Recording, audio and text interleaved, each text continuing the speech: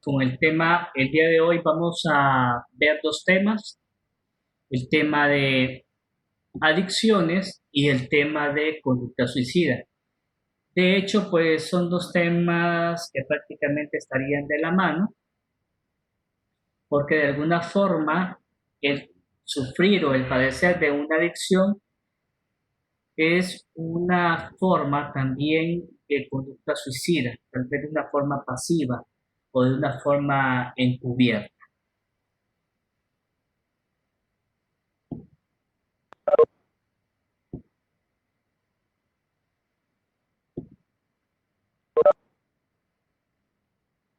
Es importante darnos cuenta que lamentablemente las adicciones se han vuelto un reto para lo que es la salud pública en cuanto a las patologías o enfermedades psiquiátricas que están perjudicando la salud del ser humano. Y actualmente en la situación en la que vive el mundo entero y que vive Honduras, pues estas adicciones se están volviendo aún más intensas, más frecuentes. Es bien importante recalcar que el elemento esencial de todos los trastornos adictivos es la falta de control y el establecimiento de una relación de dependencia.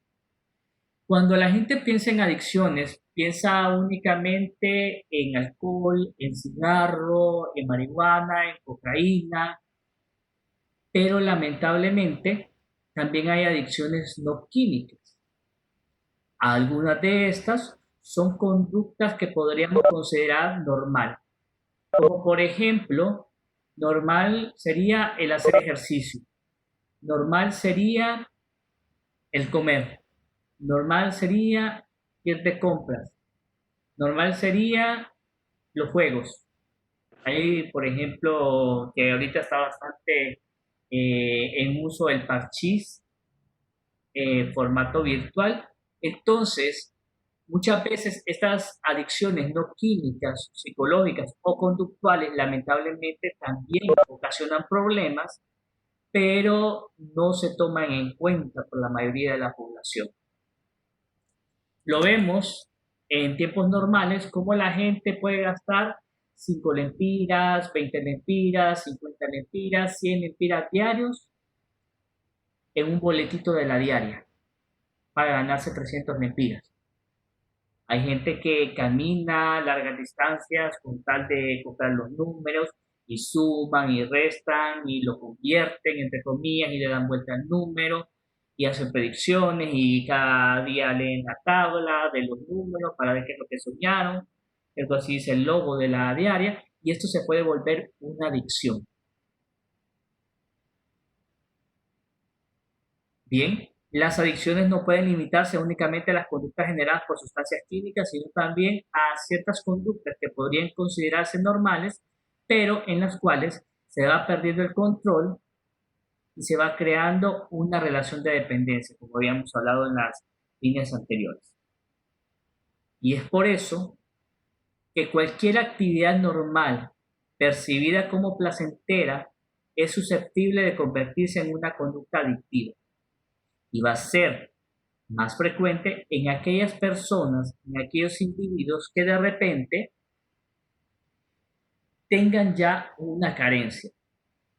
Toda adicción es el reflejo de una carencia que esta persona tiene y que trata de llenarla a través, ya sea del uso de la sustancia o a través de esa conducta. Bien, ¿y a qué llamaríamos una conducta adictiva? Pues es toda conducta en la cual el paciente pierde el control cuando desarrolla una actividad determinada y que continúa con ella a pesar de las consecuencias negativas de todo tipo, así como que adquiere una dependencia cada vez mayor de esa conducta. Y lo vemos, por ejemplo, en el alcohol. Inicialmente una persona incursiona en el alcoholismo bebiéndose una cerveza. El efecto que provoca esa única botella de cerveza en el individuo va a ser placentera. Y va a ser el principal motivo por el cual él va a continuar consumiendo esta sustancia. El gusto, el placer. Lamentablemente con el tiempo ya no es una retroalimentación positiva. Entiéndese la retroalimentación positiva como el placer que le genera el consumo de esa sustancia. El mantenimiento y aumento del consumo de alcohol, de marihuana, se da porque el paciente ya no percibe el placer, sino más bien evita el malestar, la incomodidad, la abstinencia cuando no tiene esa sustancia en su organismo. Y este se podría considerar como la retroalimentación negativa. Retroalimentación positiva sería algo placentero, algo bueno. Retroalimentación negativa sería algo desagradable, algo malo. Inicialmente el consumo se da por la retroalimentación positiva o el placer que se genera. El incremento del uso de la sustancia, el incremento del tiempo que utilizo invirtiendo en esa conducta, en esa actividad, se va a dar por una retroalimentación negativa. Porque si yo no tengo, si no paso muchas horas en el gimnasio, si yo no compro en los centros comerciales, si yo no consumo marihuana, si yo no consumo alcohol, voy a desarrollar un síndrome de abstinencia que es incómodo. Entonces debo de estarle dando a mi cuerpo y a mi mente esa cantidad de sustancia o esa conducta para no sentir el displacer. Bien, este deseo puede oscilar desde un deseo intenso hasta una auténtica obsesión, y que es capaz de generar síndrome de abstinencia si deja de practicarlo. Por ello, el sujeto, ofuscado por el objeto de su adicción, llega a perder interés por otro tipo de conductas que anteriormente le resultaban gratificantes.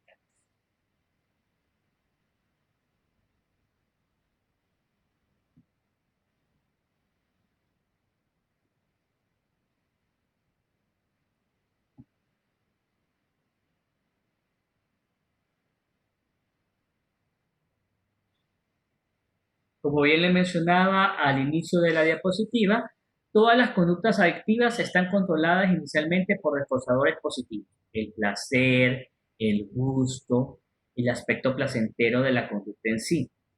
Pero a medida que pasa el tiempo, se termina por un control, se continúa este consumo por reforzadores negativos, el alivio de la tensión emocional. Hay personas que hacen ejercicio, comienzan haciendo que 30 minutos, una hora, de repente ya pues con los meses, con los años, se le va viendo hay una evidencia física del cambio corporal, ya pues llama la atención de las otras personas, recibe elogios y eso de alguna forma genera placer. Entonces, cuando de repente esta persona deja de ir al gimnasio por X o Y motivo, por la presión de las clases, por la presión del trabajo, pues esos cambios físicos pues se van perdiendo y puede entrar en una ansiedad tremenda a este paciente. Entonces, vuelve a agarrar el gimnasio con mucho más energía, con mucho más interés, pero lo toma no por salud, sino por evitar el sentirse mal cuando deja de asistir al gimnasio. Bien, idealmente cuando se consume alcohol y marihuana y este tipo de sustancias, pues el interés del equipo multidisciplinario que atiende a este paciente es que deje de consumirlo. Mientras que en las adicciones no químicas, lo que se busca es que no se continúe con el uso desadaptativo y disfuncional de las conductas cotidianas aparentemente inofensivas. Quienes no tenemos celular en este momento, yo creo que toda la población debe tener un celular. Y antes nos conformábamos con tener un huevito que servía para recibir y enviar mensajes, recibir llamadas y hacer llamadas. Ahora no. Ahora buscamos el teléfono celular por las características y por todo aquello que adicione, que tenga una buena cámara, que tenga una buena resolución, que pueda bajarse la aplicación, que tenga una buena memoria, etcétera, etcétera, etcétera. Entonces, esto nos permite darnos cuenta que en las adicciones no químicas lo que vamos a procurar hacer es que el paciente continúe utilizando el internet, continúe utilizando el celular, continúe jugando juegos de video, pero de una forma ordenada, de una forma adaptativa, que no le provoque disfuncionalidad y que no lo lleve a la larga gastar mucho más dinero del que tiene por estar haciendo esa actividad. Algunas conductas normales, incluso saludables, se pueden convertir en anormales según la frecuencia, intensidad, el tiempo y el dinero invertidos. Muy bien, me están escuchando porque no sé si están escuchando, si están conectados o no. Sí, se escucha. Aquí estamos, doctor. ¿Quiénes están ahí? Los mismos. Los mismos que hablan siempre. No, los que matricularon la clase. Ok. Luis, poné la cámara, por favor. No, doctor. Ay, tráiganme una gorra. Espérese. Voy por la gorra. Ya te hubiese puesto la cero, cipote. Al doctor, ¿y dónde? No tenés maquinita. Bueno. No, ya voy. Es que no tengo barba para que voy a tener máquina. Bueno. Ya voy.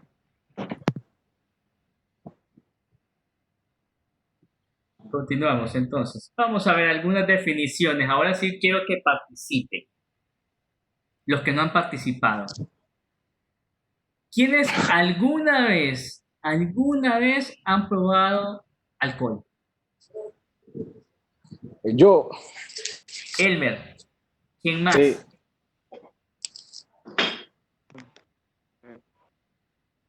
¿De probar o de consumir abiertamente? Empecemos por el probar. Yo, nadie ha probado. Uy, qué mentiroso. No sé. Solo Elmer es el sincero acá, los otros. Denis, Raulito. Yo he probado. Eso, Raúl. La primera vez. Giselle. No solo una primera vez. Glenda. Jennifer. Sí, doctor, sí lo he probado. Sí, doctor. María José Pineda. También, doctor. Okay. ¿Qué hablan? Silvia Reyes. Uy, no está Silvia. Solo el conductor. Cindy Barahona. Bien, doctor. ¿Ha probado alguna vez alcohol? Mándalo por el chat, a ver. José Francisco, ¿alguna vez has probado alcohol?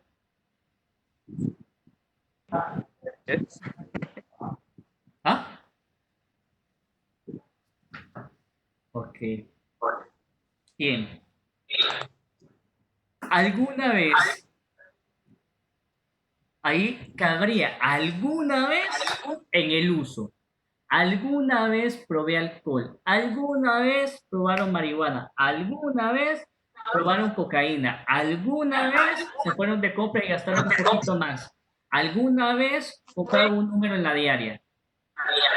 Ese es uso. El consumo esporádico de una sustancia que no produce consecuencias negativas en el individuo. ¿Alguna vez? Y ese, pues, alguna vez probaron el cigarro, pero no continuaron con eso. Con el abuso, sí. Ya no sé alguna vez. El abuso se da cuando hay un uso continuado a pesar de las consecuencias negativas derivadas del mismo. Por ahí mencionan, es viernes y el cuerpo lo sabe. Entonces, más o menos, así el paciente comienza a utilizar la sustancia de forma mucho más continuada. El ejemplo que yo pongo siempre en fobia social. Está Luis José de repente, o Raulito por ahí, que son tímidos, que son callados, que no, pero les gusta alguna cipote. Entonces viene el mejor amigo, el alero, y le dice, mira, para que te sientas más a tono, para que bajes la ansiedad, la angustia, tómate esta botella de cerveza. Se toma esa botella de cerveza, ya se relaja el compañero y ya puede hablar de la cipota con mucho más confianza en esa reunión, en esa fiesta. Ese es como reforzamiento positivo porque le alivió, le bajó la ansiedad, le bajó la angustia, lo hizo más ameno, lo hizo más sonriente. Pero el paciente lamentablemente va entendiendo que cada vez que quiere hablar con una cipota, cada vez que la quiere sacar a bailar, va a ocupar esa cervecita y esa cervecita se va a convertir en 2 cervezas, en 3 cervezas, en 4 cervezas a medida que el tiempo avance.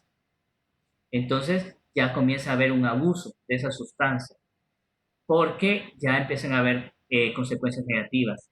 Ya la familia le puede observar que pasa mucho tiempo en el celular, le observa que pasa mucho tiempo en internet, le observa que compra muchas cosas que realmente no necesita, pero el joven o la muchacha sigue abusando y sigue comprando, sigue haciendo más ejercicio, ya no le cabe una proteína más y sigue comprando más proteína y más carnitina y más otro tipo de sustancias para sacar, entre comillas, el cuerpo que él piensa que debería tener. Ese es el abuso. Y la dependencia, pues es el uso excesivo de una sustancia o de una conducta que genera consecuencias negativas significativas a lo largo de un amplio periodo de tiempo. Estamos hablando, por ejemplo, de un año. Durante un año, el paciente abusa de la sustancia, abusa de la conducta y ya los amigos, los que son buenos amigos, los profesores, los jefes, la familia, la novia, el novio, le está reclamando o le están llamando la atención por las consecuencias de ese consumo o de esa conducta. Sin embargo, el individuo, pese a esos reclamos o al llamado de atención, el paciente no deja de consumir la sustancia. Bien, ¿estamos claros con el uso, el abuso y la dependencia? Elmer, Luis, Jenny. Sí, doctor. Sí, Ok, muy bien. Las químicas, a los opiáceos, al alcoholismo, la cocaína, las anfetaminas, los alucinógenos, otras drogas como el cannabis, las drogas de síntesis y el tabaquismo. Psicológicas, juego patológico, adicción al sexo, adicción a las compras, adicción a la comida, adicción al trabajo, adicción al ejercicio físico, adicción al móvil, adicción al internet. ¿Quiénes de aquí del aula, de la matrícula, creen que pueden tener hasta cierto punto algún problema con estas cosas, con las psicológicas?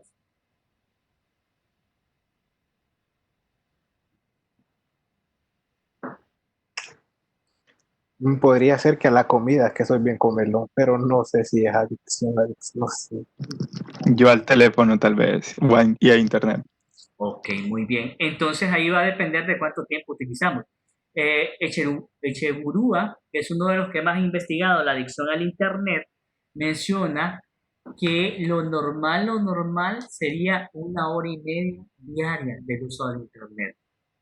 Obviamente eso no lo cumplimos, porque ya los teléfonos no solamente los ocupamos para hacer llamadas, a veces las llamadas son lo menos que hacemos con el teléfono celular. Entonces estamos más conectados a las redes sociales, más al WhatsApp, y eso genera más de 1 hora y media diaria de estar conectado al internet. Entonces, ahí, cuando hay mucho tiempo, cuando pasamos mucho tiempo frente a la computadora, mucho tiempo en el teléfono móvil, mucho tiempo en las compras o gastando más de lo que podemos, ya estamos considerando que hay un problema con esa conducta. Yo les puedo ser sincero, hasta el 2016 o mediados del 2016 yo tenía una adicción al trabajo. Yo trabajaba desde las 6 de la mañana 6:30 de la mañana en el Mario Mendoza y salía a la 1 y entraba a la 1 a la universidad y de repente salía a las 7 de la noche de la universidad y me iba a atender pacientes a mi clínica privada o de repente iba a dar clases a la católica y llegaba un momento en que manejaba entre 3 a 4 trabajos hasta el 2016. Entonces, el tener tiempo libre para mí era bastante difícil o no quería tener tiempo libre en ese momento y mi objetivo era trabajar, trabajar, trabajar. Entonces, cosas o actividades que se pueden considerar como normales o habituales se pueden volver una adicción también. Hay gente que se vuelve adicta al ejercicio físico y pasan 4 o 6 horas en el gimnasio. Invierten más en proteínas y todo esto que en otras cosas. Bien, ¿cuáles son los síntomas principales de una adicción conductual? Pues el intenso deseo, ansia o necesidad imparable de completar la actividad placentera. Entonces la gente está aquí, está recibiendo clases y está pensando en el plato de comida que voy a comerme en este momento que estoy recibiendo clases o que me lo voy a ir a comer después de recibir clases.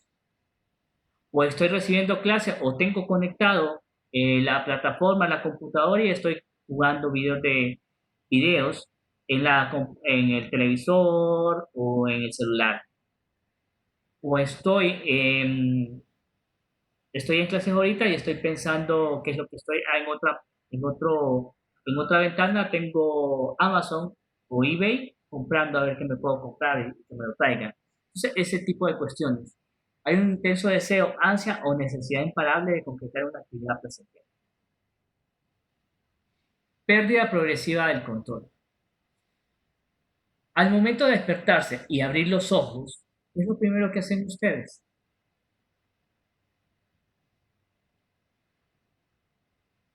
Revisar el teléfono.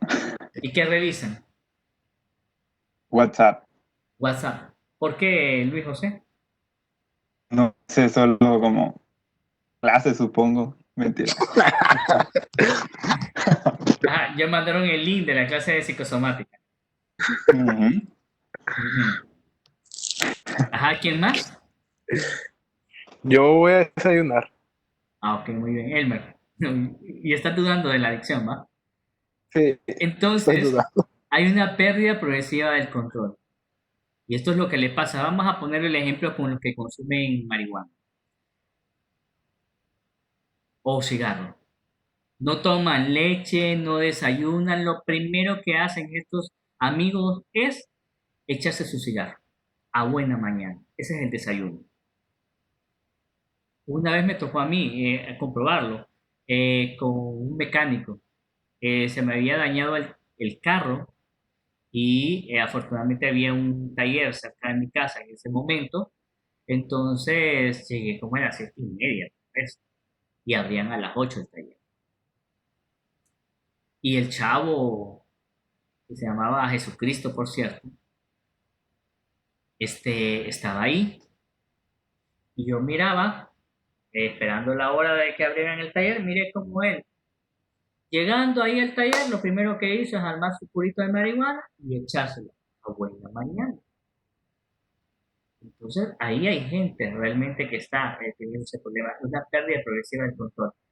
Todo gira en torno a esta sustancia o a esta conducta. Igual, puede ser que lo primero que mire el que es adicto al Internet es el celular, para ver cuántos views tiene su publicación, cuántas conversaciones de WhatsApp tiene su celular. Y de repente, cuando esta persona tiene problemas, que se le va el internet en la casa, que no tiene, que le cancelan el plan y todo eso, entonces el paciente se empieza a angustiar y puede perder el control. Bien, otra característica de los síntomas de una adicción conductual es descuido de las actividades habituales previas o de tiempo libre. Todo está relacionado con esa conducta adictiva. Por ejemplo, yo miraba en aquellos tiempos cuando allá en el 2019, antes del COVID, en los restaurantes que de repente la gente estaba comiendo enfrente de la otra persona, pero estaban comiendo, se supone que en pareja o en familia, pero cada uno de ellos estaba con la mirada pegada en el teléfono celular. Entonces, eso también es importante. La gente, vaya, no se va a la tigre a acampar porque tal vez allá no hay señal de internet. Entonces, todos lo están asociando, todas las actividades tienen que estar asociadas a la actividad adictiva que ellos tienen.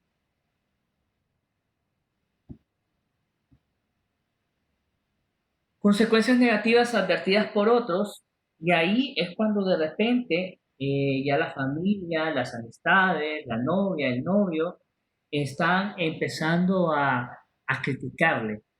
Pero lastimosamente el paciente no se da cuenta de esa conducta adictiva y lo que hace es enojarse o restarle importancia o decir lo que dicen muchos: "Pues yo no tengo ningún problema, el día que quiera dejarlo, yo lo dejo", pero no va a ser hoy ese día.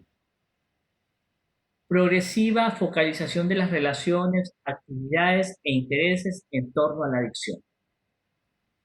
Llegan al aeropuerto, llegan al restaurante, llegan a un centro comercial y lo primero que andan buscando, por ejemplo, es la clave del Wi-Fi para estar conectados. Pueden estar en una reunión social y pasan pegados al teléfono. Entonces, eso es parte del cuadro clínico. Y la abstinencia. Si no tienen, como les mencionaba antes, si falla el internet en la casa, están llamando a Cable Color, están llamando a Tigo, están llamando a Claro, a Maya TV, Maya Visión y a todos los sistemas de cable o de internet para que les provean el servicio y ese tipo de cuestiones. Elmer, ¿tendrías problemas con la alimentación? Eh, No. Creo que no. No, creo que no. Ah, qué bueno, me alegro. Excelente. Bien. Pero doctor, me podrían decir usted, si hablaran más. Pero doctor, fíjese que, o sea, si yo uso el internet, yo uso el teléfono celular, yo hago ejercicio en el gimnasio, yo como, yo voy de compras, yo puedo controlar eso, doctor. Yo nunca pago más. Voy al mall, me quiero comprar una camisa, yo sé cuánto tengo presupuestado y aunque yo mire cosas más bonitas ahí en la tienda, yo no voy a comprar más de lo que yo tengo presupuestado. O doctor, yo sé, 30 minutos de ejercicio, 30 minutos de cardio o una hora de cardio o de pesas en el gimnasio y ahí no paso. Mi idea no es tener cuerpo de lavandero, sino estar con un bajado de peso, menos índice de grasa, tener un buen estilo de vida. Ok. No todos los que usamos el internet, no todos los que jugamos diaria, no todos los que comemos, no todos los que vamos a tener, yo puedo tomarme, así puede decir alguien, una copa de vino, y no solo por eso me voy a volver alcohólico, pero hay que tener en cuenta los factores psicológicos de predisposición. No todos tenemos esa predisposición y tenemos variables de personalidad y vulnerabilidad emocional. Dentro de las variables de personalidad que tenemos, es más fácil una persona impulsiva que caiga en una adicción que aquel que sepa controlar sus impulsos. Pero si yo desde chiquito fui impulsivo, fui arrebatado, no tengo la capacidad de saber esperar, de tener paciencia, entonces voy a buscar gratificación inmediata. Y una de las cosas que me va a dar gratificación inmediata probablemente es el efecto de las drogas. Entonces la impulsividad es un factor, una variable de personalidad que me va a hacer mucho más vulnerable a ser adicto. La búsqueda de sensaciones nuevas, de sensaciones gratificantes, podrían llevarme a mí a experimentar no solo con sustancias, sino con otras conductas. Una autoestima baja. Mira, doctor, yo me llevo con varios muchachos que fuman, que beben, que hacen esto, que hacen lo otro, pero, o sea, yo los veo, yo platico con ellos, yo los ando cuidando de repente, yo no tengo ningún problema. Ok, probablemente yo tengo esa capacidad de decir que no, aunque me ofrezcan. Y mis amigos, por otro lado, pues aceptaron que yo no bebo, que yo no fumo, que yo no uso drogas, entonces no me van a estar ofreciendo.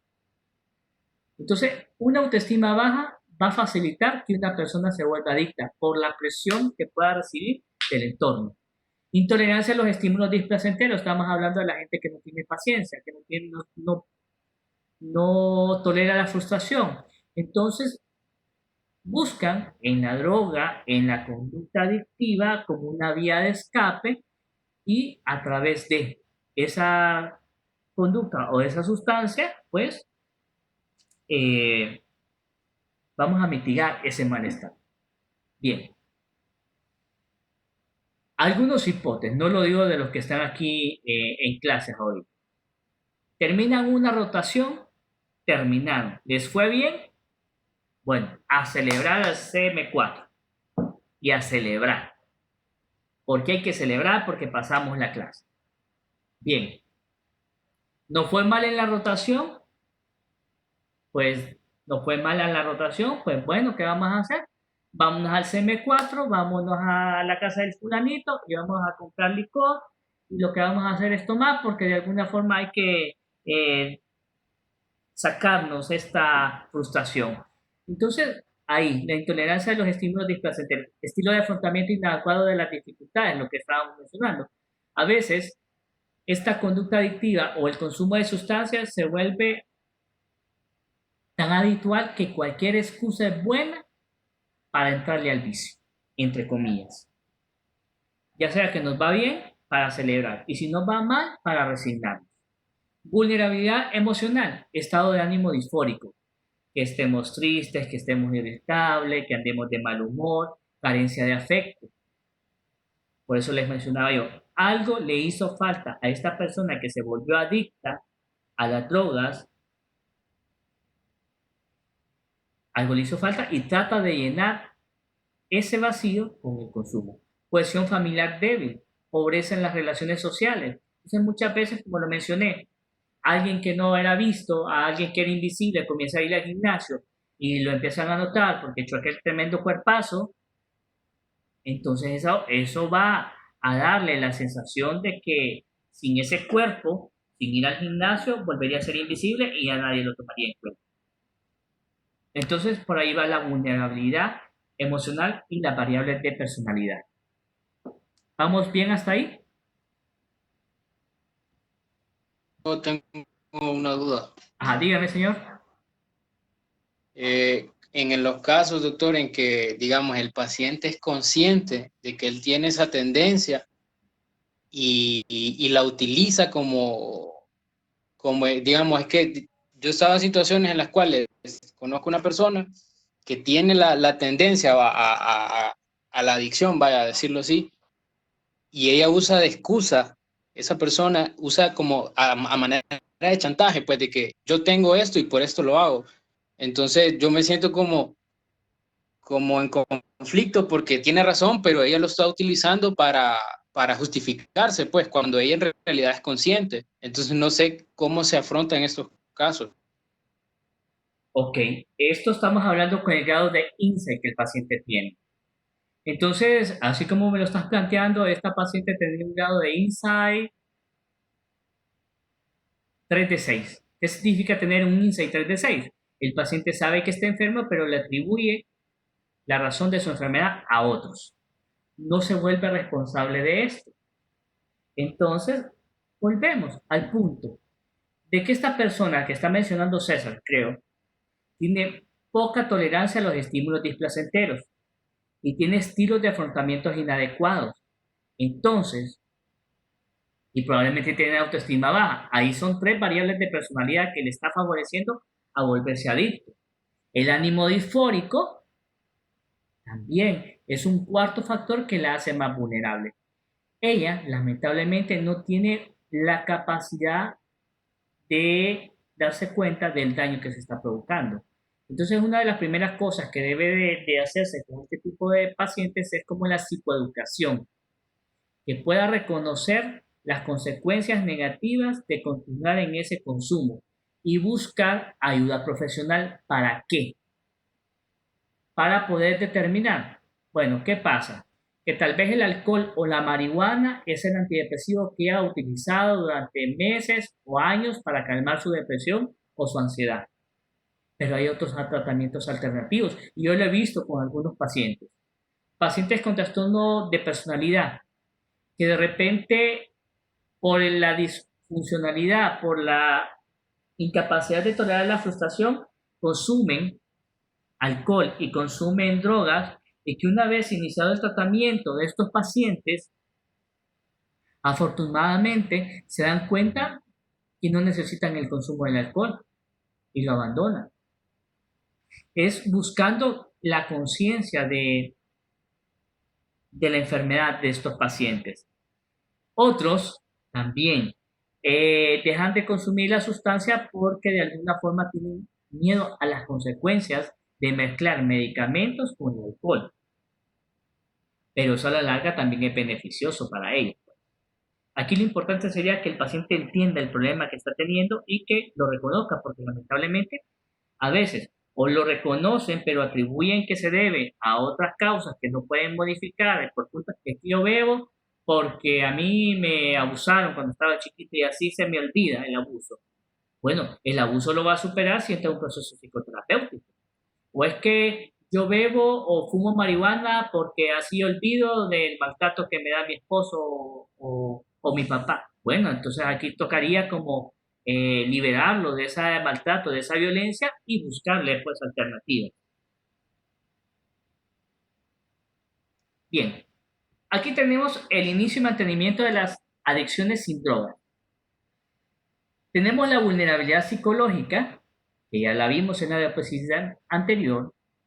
Esta vulnerabilidad psicológica con la presión social y la búsqueda de actividades placenteras, el reforzamiento positivo que pueda provocar en el paciente el inicio de la actividad o la droga va a hacer que se mantenga comprando cosas, teniendo sexo, comiendo, fumando marihuana, fumando cocaína, tomando alcohol, o utilizando el internet, o utilizando el celular. Es por el reforzamiento positivo, por así decirlo. ¿Por qué se mantiene entonces esta conducta adictiva? Por la falta de actividades gratificantes, porque la persona lamentablemente va abandonando otro tipo de actividades y se limita a vivir en torno a esa conducta o en torno a esa sustancia. Falta de actividad gratificante, entonces todo camino va a dar a Roma o al uso de la conducta o al abuso de la sustancia. La dependencia, que ya vimos cuáles son los criterios, y la pérdida de autocontrol y el control de los impulsos, que también es una vulnerabilidad de las características de personalidad. Y ahí, esto es uno de los cuadros que me parece más importante dentro de lo que es esta presentación, para que recuerden. Inicia por la gratificación inmediata, sí. Inicia por el reforzamiento positivo, por el placer que crea la sustancia o la conducta. ¿Por qué se mantiene? La adicción a la conducta se mantiene por la pérdida del autocontrol, por la poca capacidad de control de los impulsos, por la falta de otras actividades gratificantes y también por la abstinencia que le genera el no estar en esa actividad adictiva. Por eso es que se mantiene. Doctor, Mándeme.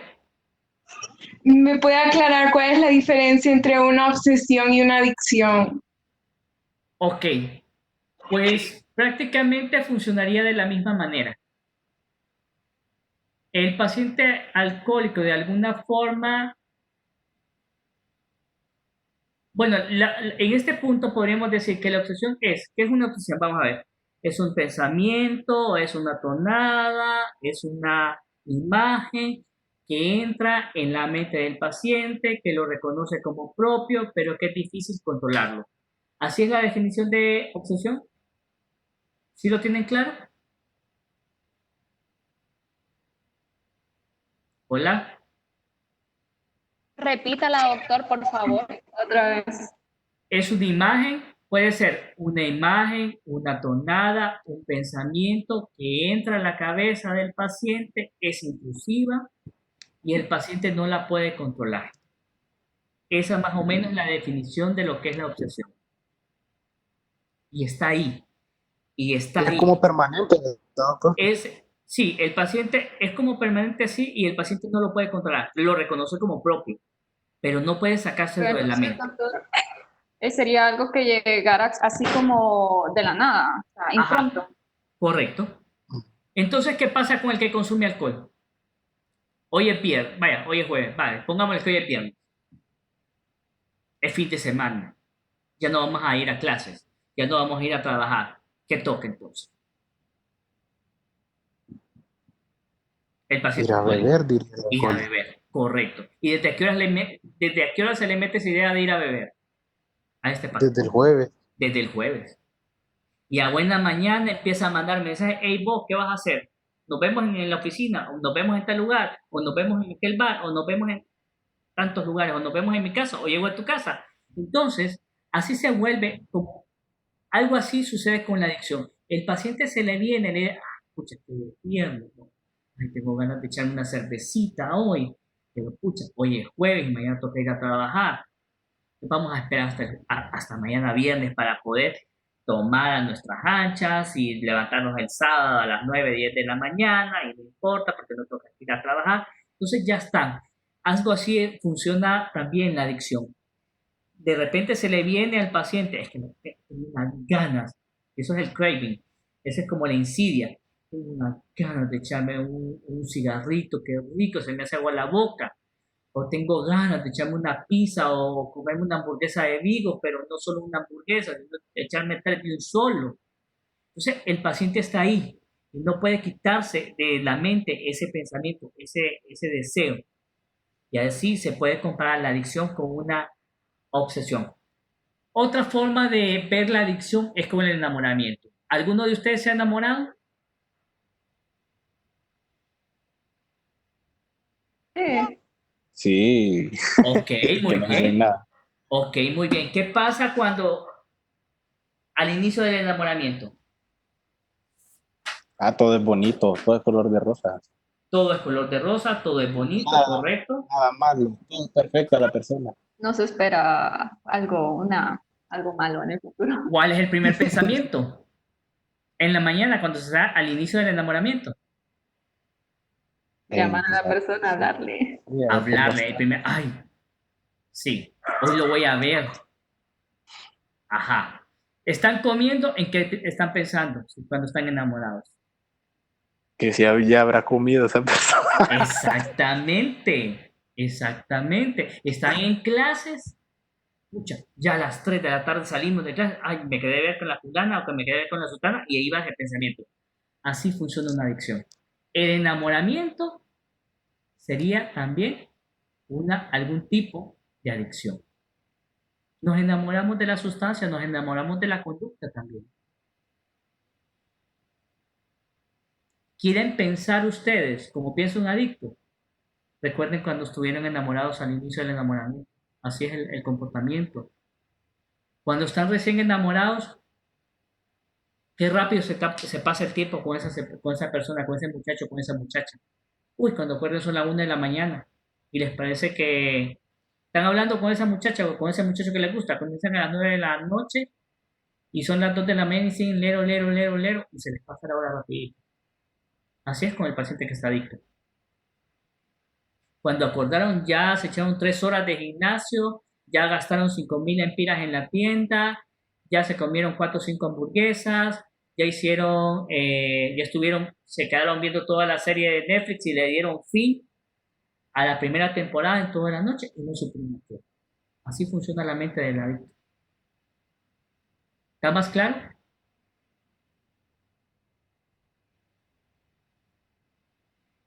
Hola. Sí, doctor.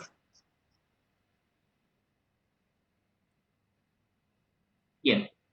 ¿Y qué cosa? Ya vimos los factores de vulnerabilidad. Bueno, que faltaría entonces ver los factores de protección. Y tenemos a nivel individual, a nivel familiar, a nivel de padres, escolares y comunitarios. A nivel individual tenemos la espiritualidad. No importa si son católicos, no importa si son wicca, no importa si son evangélicos, no importa si son testigos de Jehová. La espiritualidad es un factor protector a nivel individual.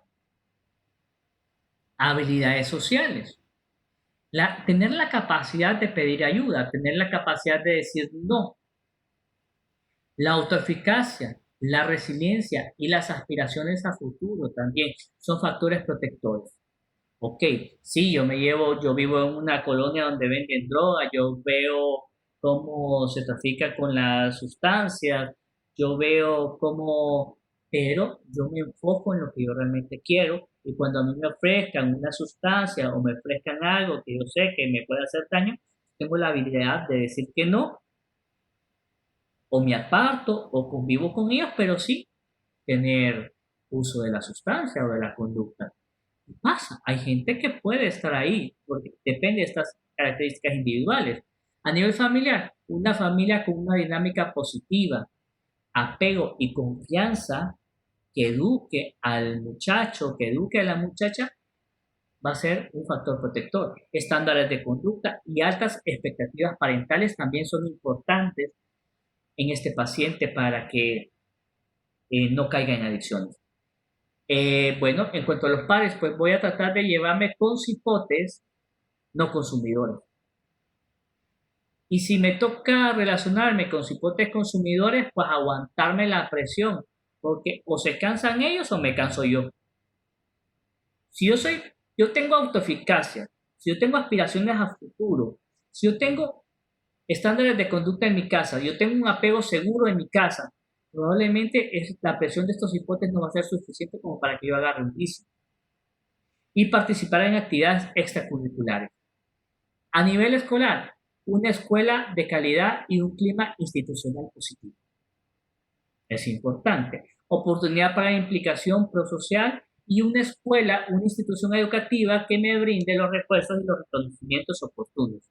A nivel comunitario, un sistema de red de apoyo positivo.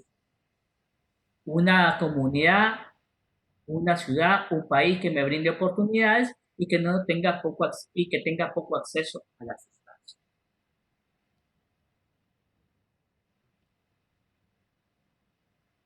Bien, ya para ir terminando este primer tema del día de hoy, prevención y tratamiento. Tener en cuenta que el riesgo de abuso de drogas aumentará en momentos de transición. ¿Cuáles serían para ustedes los momentos claves para que alguien entre en adicción? Etapas de la vida. Adolescencia. Adolescencia, correcto. Adolescencia es uno de los puntos claves. La mayoría de adicciones comienza en la adolescencia. También en los periodos de transición, como por ejemplo un divorcio, la viudez, pérdida de un trabajo. Entonces, mucha gente que está en esas etapas de vulnerabilidad podrían ser mucho más proclives a caer en un problema de adicción. Tenemos que tener en cuenta, ni todas las adicciones sin drogas son similares, ni tampoco lo son las personas. Entonces ahí se va a tener que individualizar. Vaya, pongámosle, si alguien está gastando 500, 600, 1000 lempiras en diarias todos los días, póngamele 500 lempiras diarios en la diaria. En 7 días son como 3500. Y al final recoge cuando gana 1000 lempiras. ¿Cuánto tiene de pérdida? Como 2500 lempiras. Entonces ahí como que no conviene que el señor siga invirtiendo ahí en la diaria. Pero por ejemplo, si es cuestiones de gimnasio, pues aquí lo que se buscaría es que en vez de estar trabajando 5 horas en el gimnasio, pueda reducirlo a una hora y media. O si parte de su trabajo o de parte de educación es estar conectado al internet, pues procurar que utilice de una forma eficiente el Internet y que no esté conectado 24/7 en las redes sociales.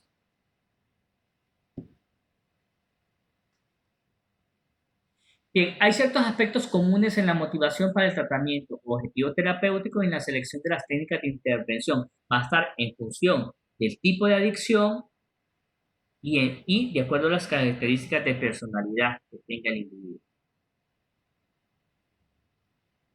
Y aquí podemos pasar por diferentes situaciones en un mismo paciente.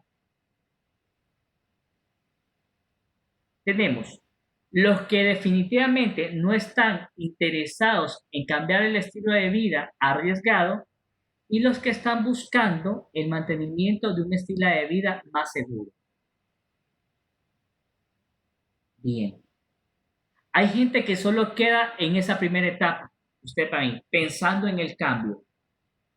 Pucha, sí, estoy gastando mucho en la bebida, sí, estoy teniendo pérdida en mi matrimonio por estar consumiendo marihuana, pero puede pasar 1 año, pueden pasar 2 años, pueden pasar 3 años, pero este paciente nunca arranca.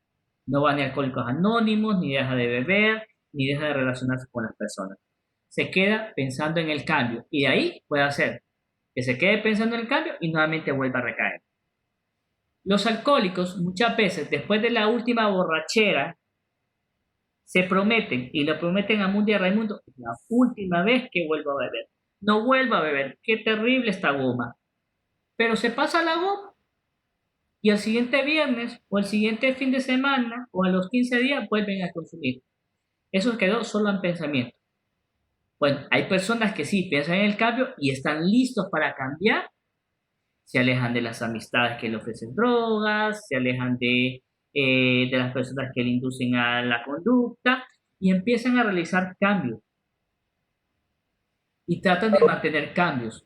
Sí puede hacer que ocurran recaídas, pero lo que vamos a tratar de lograr es que las recaídas sean menos frecuentes en este individuo. ¿Y cómo lo vamos a lograr? Con los grupos de apoyo probablemente, con la psicoterapia y algunas veces podría funcionar. Si es que este paciente está con problemas de adicción debido a ansiedad, a depresión, pues darle tratamiento oportuno para estas enfermedades psiquiátricas. ¿Cuáles serían los objetivos de la prevención? Procurar retrasar la edad de inicio en el consumo de drogas. Que no sea en esos periodos de vulnerabilidad, de mayor fragilidad. Limitar el número y tipo de drogas utilizadas podrían ser. Evitar la transición de la prueba de drogas al abuso y a la dependencia. Yo les podría decir, antes era como que más frecuente quemar cohetes. Yo recuerdo que a los 6, 7 o 8 años a mí me gustaba reventar cohetes. Entonces a mí me encendían un cigarro y el cigarro me servía para la reventación de cohetes. A esa edad vi cómo era ese arte de inhalar y exhalar el humo. A esas 7 o 8 años. Me pegué mis hogadas. Desde esa edad, solo era para el 24 del 31.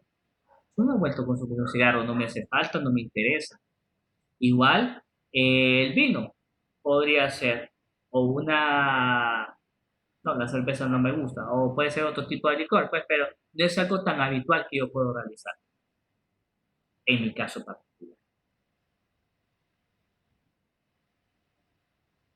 Vamos a procurar también, dentro de los objetivos de la prevención, disminuir las consecuencias negativas del consumo de drogas y educar a los individuos para que tengan una relación madura y responsable con las drogas. Esto lo vemos en países de Europa, donde se ha legalizado el uso de marihuana y la gente lo usa dentro de un estándar. Y vamos también, dentro de los objetivos de prevención, potenciar los factores de protección y disminuir los factores de riesgo para el consumo de drogas. Aumentar la espiritualidad, educar a la familia, buscar que estos muchachos tengan actividades extracurriculares, que se lleven con pares prosociales y así evitar pues el riesgo. Y proporcionar alternativas saludables. Lamentablemente aquí en el país pues sabemos que no hay esa oportunidad de alternativas, muchas alternativas. Bien, tenemos varios modelos de prevención. El modelo psicosocial, el médico sanitario, el ético jurídico y el sociocultural. Vamos a ver. Dentro del aspecto psicosocial, el modelo psicosocial va a hacer énfasis en el contexto individual y se centra en la educación como el camino para promover estilos de vida sanos. Pero no solo con el paciente que está sufriendo la adicción, sino que debemos incorporar en este proceso a la familia y a los padres en el proceso de prevención. Si este cipote es alcohólico, obviamente no vamos a pensar que la familia va a tener alcohol dentro de la casa porque en un momento de debilidad va a volver a caer en el consumo. Igual va a ser con el consumo de sustancias con los amigos. Si sabemos, si son amigos reales, pues van a evitar invitarlo a fiestas donde haya alcohol o ese tipo de sustancias.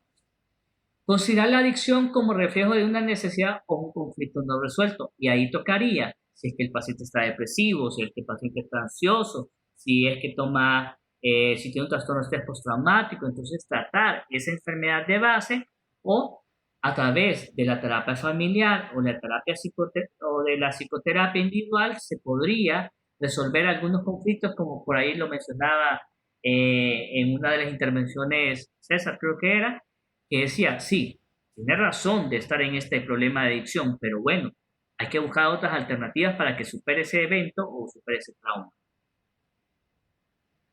Con este modelo psicosocial, pues no distingue entre tipo de drogas o de conductas, entonces se plantearía el mismo procedimiento para ambas situaciones.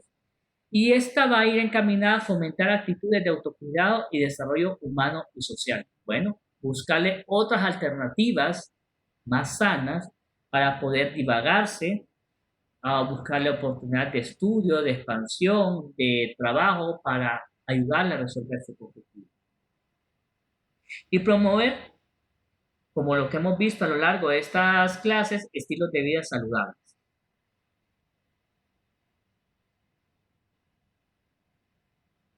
Desde el punto de vista médico-sanitario,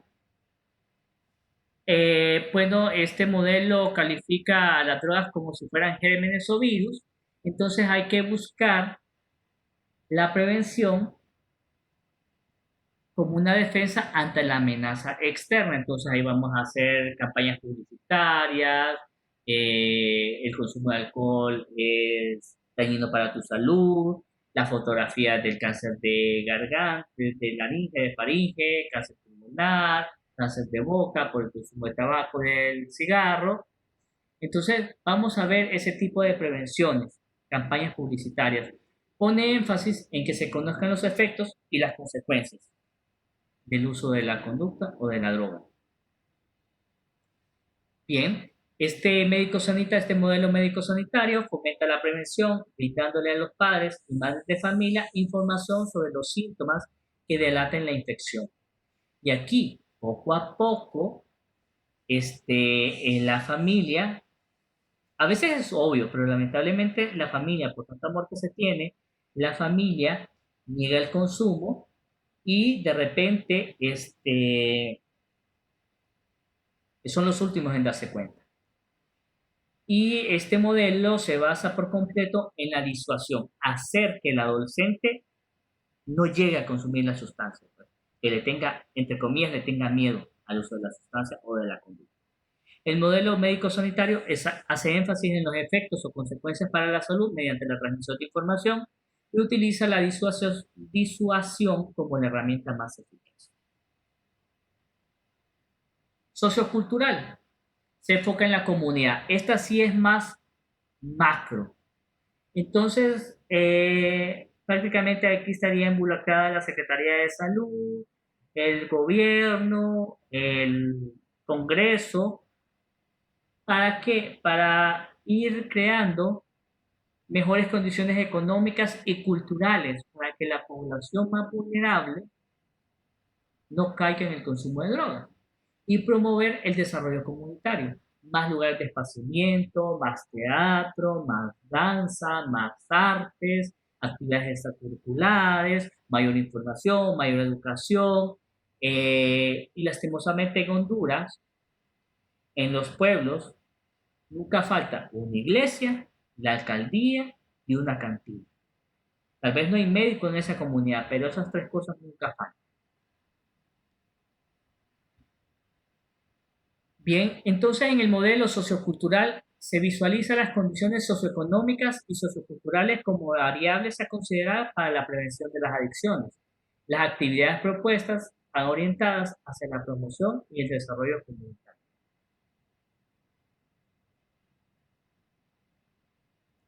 Desde el punto de vista ético-jurídico, está centrado en la definición, clasificación y regulación legal de las drogas. Pero podríamos decir, Honduras todavía no está preparada para esta conversación. Divide a las drogas en lícitas e ilícitas y determina que el consumidor es una víctima, un enfermo que se debe referir a las instituciones pertinentes. Y este componente ético-jurídico está centrado en los aspectos legales y del control social, enfoca las actividades de prevención en el acatamiento y restricto de las leyes. Entonces podría ser que en algún momento en Honduras se podría legalizar la marihuana y de ahí, de alguna forma, tener un poco más de control y enfocarnos en actividades de prevención en el mismo sentido. Estaría como regido por ciertos criterios para la compra o el consumo de la marihuana de una forma legal. Y este es el primer tema, jóvenes, que les traía el día de hoy. Por la espada del contrincante.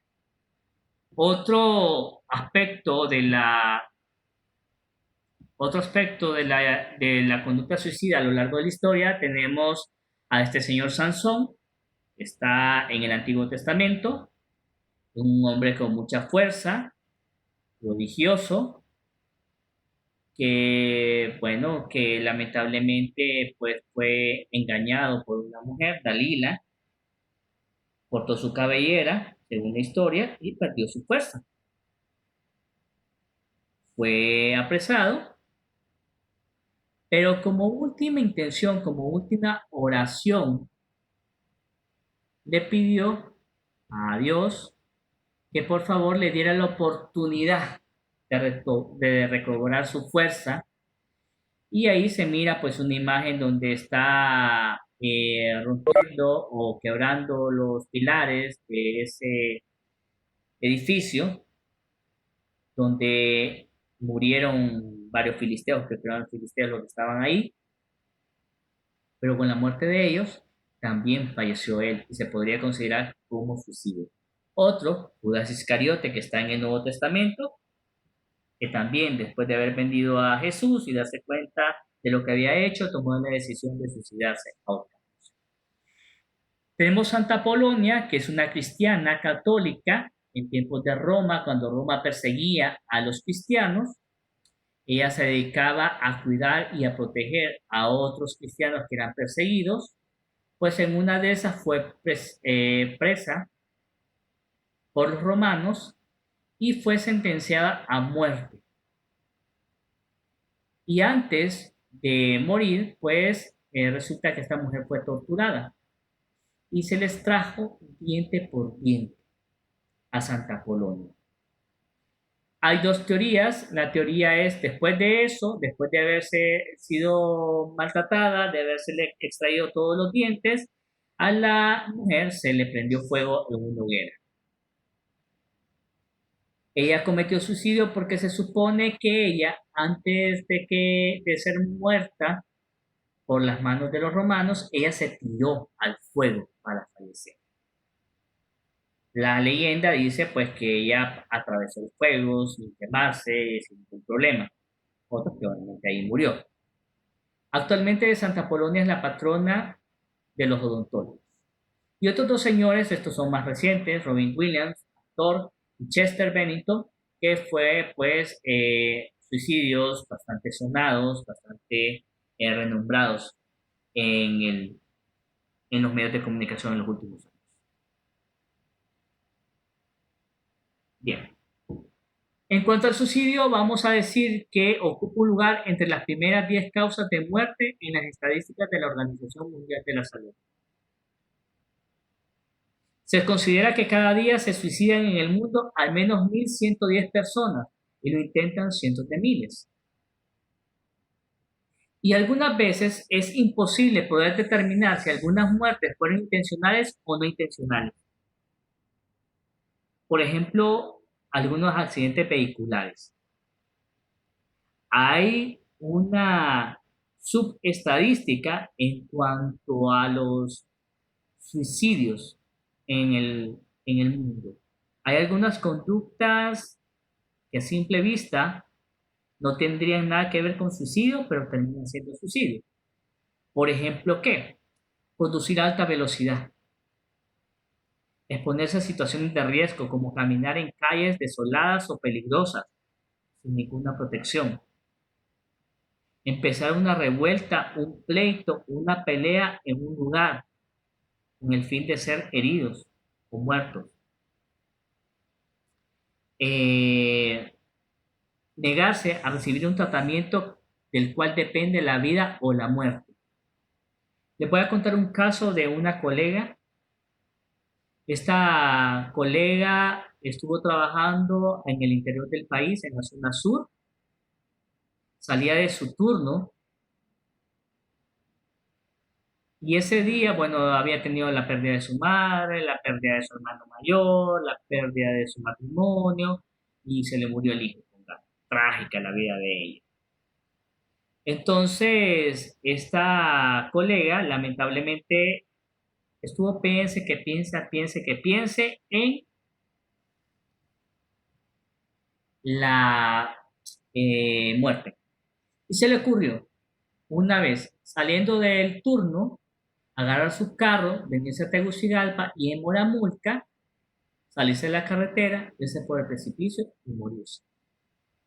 Cualquiera pudiera decir que es un accidente vehicular porque se durmió, porque se cansó. Ella lo tenía planificado. ¿Pero qué sucedió? Alguien escuchó ahí dentro del hospital que ella venía para Tegucigalpa y le dijo, doctora, deme jalón.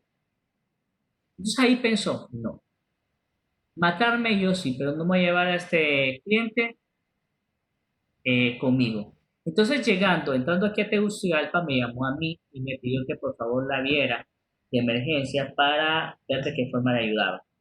Resulta que esta muchacha acababa de iniciar un anticonceptivo oral por un problema hormonal que tenía y este provocó agudización de un cuadro depresivo y se presentó la ideación suicida.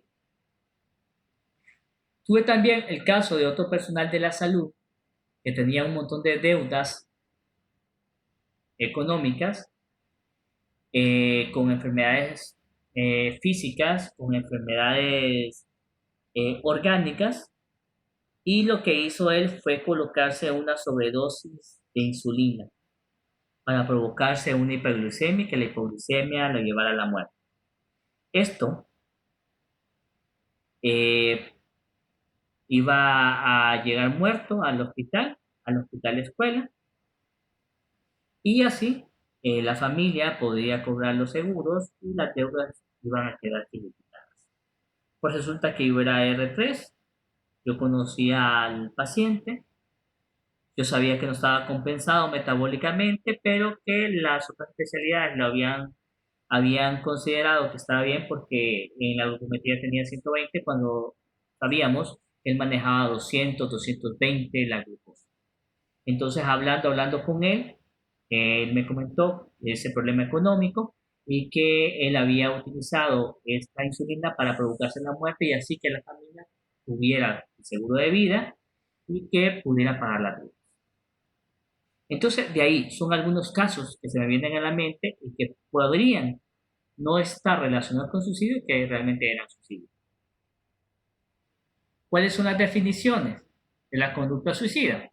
tenemos ideas de muerte. El paciente, bajo la depresión, bajo la ansiedad, bajo un evento, una situación difícil, dice, mejor me hubiese muerto de chiquito. Mejor sería que estuviera muerto. Pero aquí el individuo de ahí no pasa de las ideas de muerte, no piensa en nada más.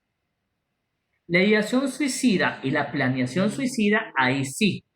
El paciente, además de tener las ideas de muerte, ya puede decir, desabiga, me voy a ahorcar, tengo un lazo en el carro, voy a esperar que mi familia se vaya, o sí, tengo medicamentos, con esos medicamentos me los voy a tomar y me voy a quitar la vida, o voy saliendo, voy a ir a la agrónoma, voy a comprar una pastilla de traficoles, me la voy a tomar, voy a amanecer muerto en un matorral, y así.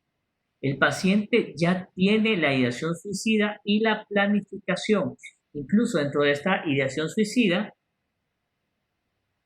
el paciente dentro de esta ideación suicida podría incluso escribir una carta, podría él regalar cosas y eso podría poner alerta a la población de que algo no está funcionando bien en esta persona. El gesto suicida muchas veces llega a la emergencia de medicina interna, llega a la emergencia de cirugía, llega a la emergencia de pediatría. Y no son tomados en cuenta. Por ejemplo, podría ser un cipote o una mujer o un varón que se tome 8 acetaminofén, 6 acetaminofén, 2 Alka-Seltzer,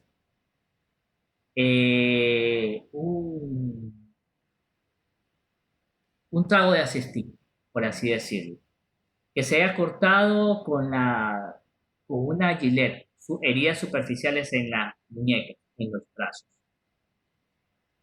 Entonces, esto se podría considerar como gesto suicida.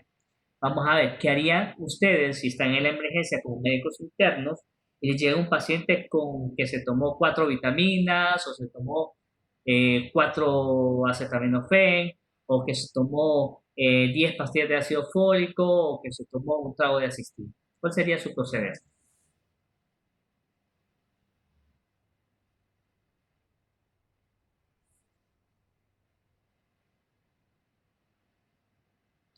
Empezar a indagar más, Ajá.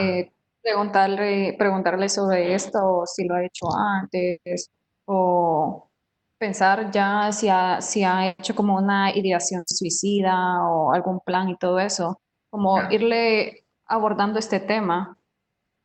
Correcto. ¿Qué más podemos hacer además de Jennifer? ¿Quién más quiere participar? Preguntarle a ella o al familiar si ha tenido experiencias similares Correcto. junto a la paciente y si se llega a una conclusión que si fue un intento suicida, interconsultar con psiquiatra. Exactamente. Elmer y Jennifer tienen mucha razón y esto es algo que yo quiero recalcarles. Hoy casualmente tuve una interconsulta en el hospital DIME. Fue un paciente que tomó 10 ácido fólico, se tomó un medicamento de la mamá para un temblor que tenía, algo así. Fue ingresado por medicina interna en el hospital y ahí pues el internista decidió que tenía que ser evaluado por psiquiatría. Yo lo fui a evaluar hoy en la mañana, ¿verdad? Y platicando, él hizo un gesto suicida, pero tenía una explicación. Él quería tener una ganancia secundaria a raíz de ese intento suicida. Es un hombre ya de 25 años, que la esposa la estaba amenazando con divorciarse, pero él decidió hacerlo y así se evita el divorcio. Es un gesto suicida. Entonces, estos gestos suicidas no hay que pasarlos por alto. Estos gestos suicidas hay que investigarlos, hay que indagarlos y siempre pedir evaluación por psicología o evaluación por psiquiatría. No podemos descartarlos o solamente porque se exhibió superficialmente la piel, no se va a matar, o porque se tomó 4 acetaminofén o se tomó 10 multivitaminas, no se va a matar, este está llamando la atención. Ojo, cuidado, porque no sabemos en una de estas este paciente se lo haga. Entonces, todo paciente con ideación suicida o gesto suicida, por favor, pedir una interconsulta con psicología o interconsulta con psiquiatría. Si tenemos psiquiatra, pues mucho mejor. Y que ellos decidan, después de una evaluación, si el paciente se puede ir para su casa o tiene que ser internado. Esto se los digo a ustedes porque probablemente van a ser los médicos internos de los hospitales del interior del país o los médicos sociales o incluso residentes de las especialidades aquí. Hay que tener en cuenta eso. Muy bien, gracias a Jennifer y a Elmer por la intervención. Equivalente suicida. Este equivalente suicida podría ser el que conduce a alta velocidad, como el caso que les comenté, el que consciente o inconscientemente se inyecta más dosis de insulina para provocarse una hipoglicemia, el que se rehúsa a una quimioterapia, el que se rehúsa a una amputación de un pie diabético, el que se rehúsa a una hemodiálisis, a una diálisis, el que se rehúsa a, no sé, a un procedimiento del cual depende la vida o la muerte. Ese es un equivalente suicida. Y el suicidio consumado, que ahí lamentablemente ya no podemos hacer. ¿Sí quedan claras estas definiciones, jóvenes? Doctor, con eso del equivalente suicida, Ajá. por ejemplo, me dice usted el que rehúsa un tratamiento de quimioterapia. Por ejemplo, si yo tengo un osteosarcoma con metástasis en pulmón y yo decido dejar la evolución normal de la enfermedad, eso se consideraría un equivalente suicida. Ok, vamos a depender. Ahí tenemos que buscarle bien. Hay que, en entrevista, estos pacientes tienen que tener vamos a ver, un abordaje integral. O sea, estás hablando de un osteosarcoma con metástasis a pulmón. Tendríamos que ver cuál es el nivel o el porcentaje de supervivencia. ¿De acuerdo? Si sabemos que el porcentaje de supervivencia es muy bajo y que hay mayor riesgo de letalidad, vamos a analizar también cuál es la ventaja de recibir la quimioterapia o no recibir la quimioterapia. ¿De cuánto tiempo estamos hablando? Si los beneficios superan a los efectos adversos de la quimioterapia y el tratamiento le ayudaría a tener mejor calidad de vida o a prolongar su vida, tenemos que considerarlo, ¿sí o no, Cristian? Correcto, correcto. Ok. Si en cambio el uso de la quimioterapia, los efectos adversos superan los beneficios, la posibilidad de mortalidad es bastante alta, entonces aquí se le podría proporcionar a este paciente otro tipo de manejo, cuidados paliativos. Sería cómo ayudarle a este paciente a no sufrir tanto durante ese periodo. Porque nada me sirve a mí decirle, pues no quiere quimioterapia, váyase a la porra, y que el paciente esté con dolor, esté con pobre calidad de vida y esté agonizando y sea difícil esa partida.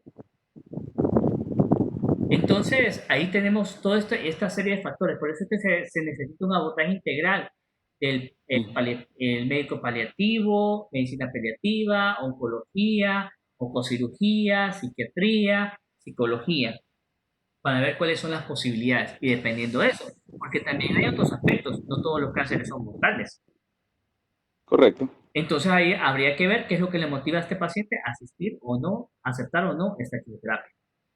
Es igual, esto también te lo podría decir en función de la cirugía plástica. Entonces, para hacer un procedimiento quirúrgico, una cirugía plástica, necesitamos también ver el perfil psicológico de este individuo para ver si realmente amerita esa cirugía plástica o no. Porque qué tal que detrás de esto esté un trastorno dismórfico corporal y que empiece por una cirugía y después se transforme en esas personas que se cambian el color de ojo, que se ponen cuernos, que se cortan la lengua en dos. Entonces es un abordaje como bien individualizado, pero ir viendo pues todo el panorama y poder sacar conclusiones después de una correcta evaluación del paciente en cuanto al paciente con cáncer. Muy bien. ¿Alguien más por ahí?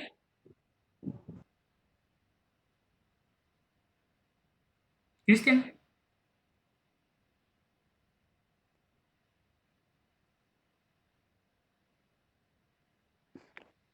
Los métodos, no siempre hay diferencias entre los métodos que van a utilizar los hombres y que van a utilizar las mujeres. Las mujeres pueden utilizar como medio de suicidio el uso de pesticidas, intoxicación por medicamentos y escape de gases de automóviles. Las mujeres lo intentan más, pero lo logran menos. Las mujeres van a buscar mecanismos menos dolorosos, menos crueles. En cambio, los hombres lo intentan menos, pero lo logran más. Van a buscar mecanismos mucho más efectivos, como por ejemplo armas de fuego, ahorcamiento y explosivos. Estas son grandes diferencias. Recuerden, la mujer intenta más, pero lo logra menos, utiliza mecanismos mucho menos dolorosos, mientras que los hombres tienen menos intentos suicidas, pero sí, una vez que deciden suicidarse, es más fácil que lo logren los varones y utilizan métodos mucho más efectivos, aunque sean dolorosos. Bien, vamos a dividir los factores de riesgo de acuerdo a las edades. Pensaríamos que los niños no corren riesgo suicida, pero más o menos entre los 6 a 7 años el niño ya tiene bien establecido el concepto de muerte. Entonces, a partir de esa edad, ¿sí? Ya el niño podría pensar en la muerte. Bien, factores de riesgo suicida en la niñez, factores de riesgo, hijo deseado o no deseado. Los que han sido estudiantes míos en psicopatología y en psiquiatría recordarán que es uno de los datos importantes que yo trato de recoger en historia clínica en la línea de vida.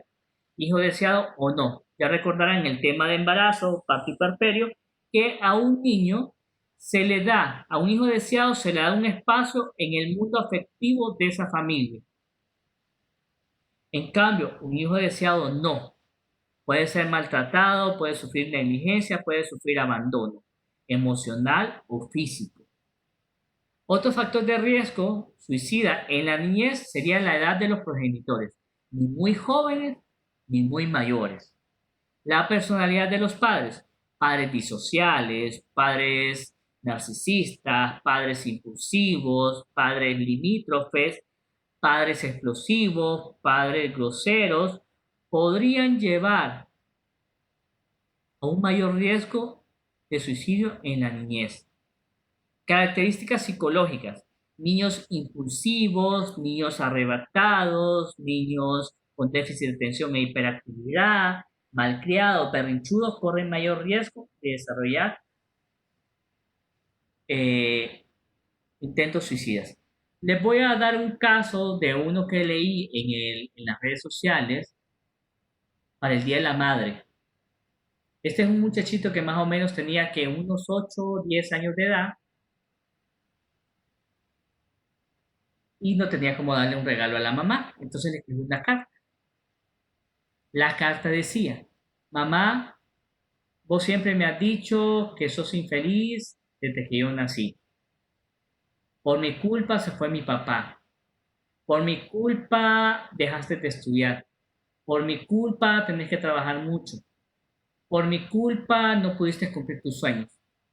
No tengo nada que darte en este Día de la Madre más que mi muerte. Porque esto te va a liberar de que tu vida sea mucho más feliz y más agradable.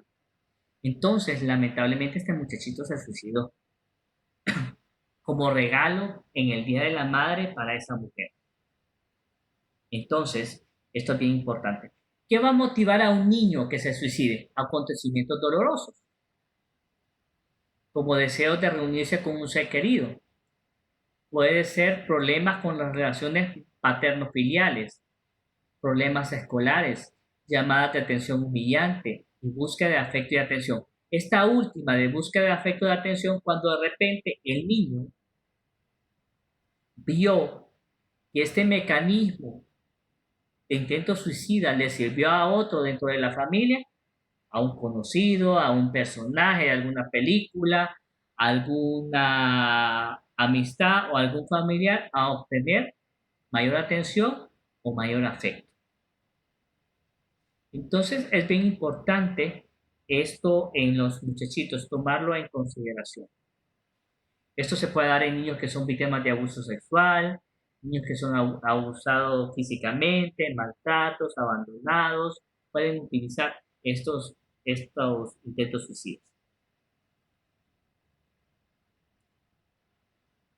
Factores de riesgo en adolescentes se podrían sumar a estos factores anteriores, adolescentes con desventajas biopsicosociales, que sean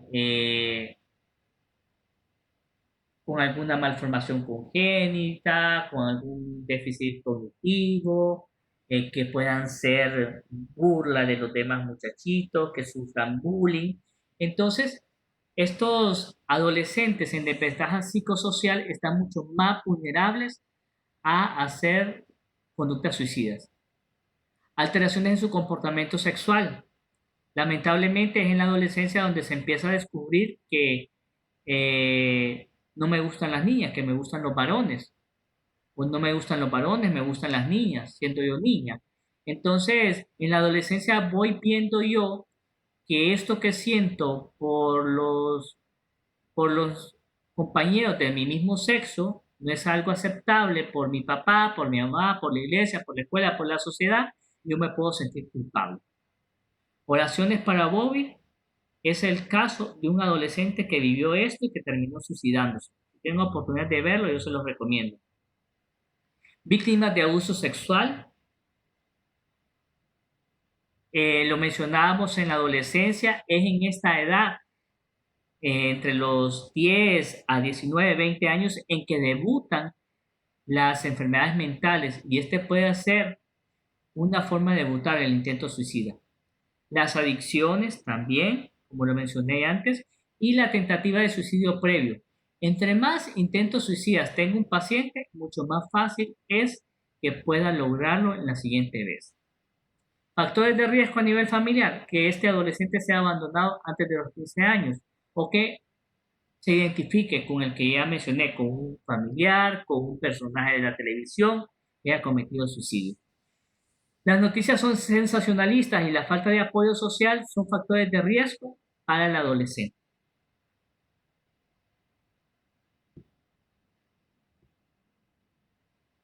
En el adulto se van sumando, y el alcoholismo. Hace unos años atrás, por un canal de televisión, reportaban la historia, la noticia de un hombre que bajo el efecto de alcohol, con la misma faja de él, la puso en un árbol y se ahorcó. Solamente se sentó este hombre y se ahorcó. Bajo el efecto del alcohol se pueden dar varios intentos suicidas bastante crueles que pueden terminar en la muerte. Los trastornos depresivos también son un factor de riesgo para que el adulto piense en suicidio. La esquizofrenia, las enfermedades crónicas. Tenemos un expresidente, el expresidente Reina, que cuando se dio cuenta de que tenía cáncer de cabeza de páncreas y que no tenía una expectativa de vida, tomó una arma y en su estudio de su casa se suicidó. Así tenemos otros adultos que de repente padecen de enfermedades crónicas degenerativas y que piensan que la muerte es mejor que estar padeciendo esta enfermedad. Fármacos: los anticonceptivos orales, algunos antidepresivos en las primeras semanas pueden incrementar la ansiedad, la angustia del paciente y aumentar el riesgo suicida. Antecedentes previos de intentos suicidas en este individuo y la conducta disocial, porque a veces el paciente, al verse acorralado, mejor prefiere morirse antes de caer en la cárcel. Motivos: pobres condiciones materiales de vida, falta de incentivos y desocupación, aislamiento social y dificultades financieras. Si me preguntan a mí, como psiquiatra, ¿qué me preocupa de lo que estamos viviendo ahorita? Me preocupa, sí, la pandemia del COVID-19, pero después de que baje esto, que Dios primero pase pronto, ya llevamos 2 meses, esperemos que ya se pueda lograr descender esa curva. La pandemia de trastornos mentales que se puede dar en la población. Yo actualmente estoy dando consulta virtual. He tenido varios pacientes nuevos cuya queja principal es la sobresaturación de información que están recibiendo los medios de comunicación, de las cadenas por WhatsApp, con noticias bastante trágicas, videos bastante horrendos, y esto está descompensando a la gente. También me preocupa la salud mental del personal de salud. Lamentablemente, se está saturando los sistemas de salud, están muriendo las personas a granel, están sufriendo discriminación los que están en la primera línea de batalla. Todo esto está menguando la autoestima de estas personas. Eso también me preocupa. Me preocupa, hoy viniendo de Dime para mi casa, me encontré en una zona de camino a mi casa, ahí por el Prado, 3 personas pidiendo. Y ahí, antes de marzo, no pedía nadie. Ahora la gente está pidiendo apoyo porque no tienen recursos para sostenerse. También esto es preocupante. Y esto puede incrementar también las tasas de suicidio. Bueno, hace unas semanas atrás se vio que un personaje de una ciudad, creo que fue de Lloro, reconocido en la población, mató a su hijo menor, mató a su señora y se mató él. Factores de riesgo suicida en la vejez. También en la vejez se puede pensar en la muerte. Pero hay particularidades en cuanto al suicidio en la vejez. Los adultos mayores o los viejitos, como les digo yo, realizan menos intentos de autodestrucción. Pero estos viejitos no amagan. El día que el anciano dice, me voy a matar, ese día se mata. Pero el viejito lo hace de una forma bien silenciosa, bien callada. Utilizan métodos mortales, dan menos señales de vida, menos señales de aviso, Realizan actos premeditados y reflexivos y utilizan muchas veces los equivalentes suicidas. Ok. Las que son de afuera de Tegucigalpa o de San Pedro Sula, los que son de pueblos, de comunidades del interior del país, probablemente han escuchado, por ejemplo, comentarios cuando de repente los viejitos están casados por 40, 50, 60 años y han pasado más tiempo en pareja que en sus hogares de origen, de sus familias de origen. Entonces, cuando uno de estos dos viejitos se muere, dicen en la vela,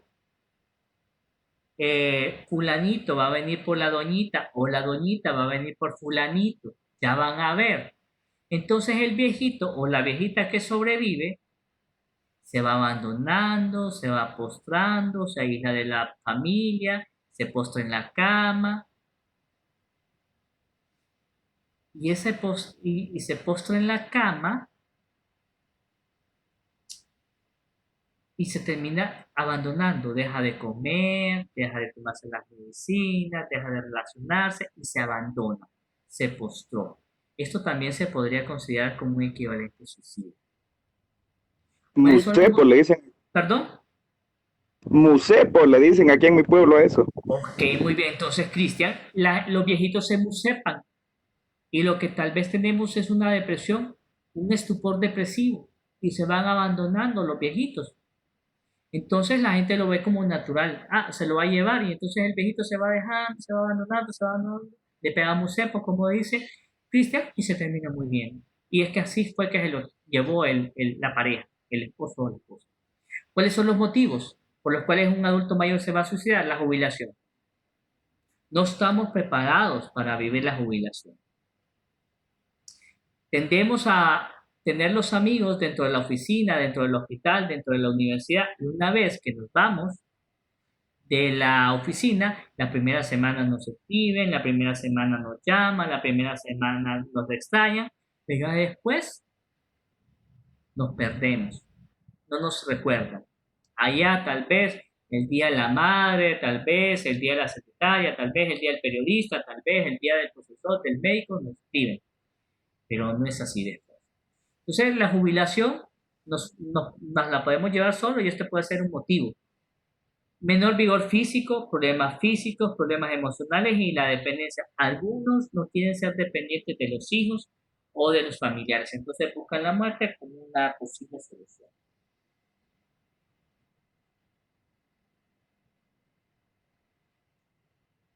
¿Cuáles son los significados del intento suicida?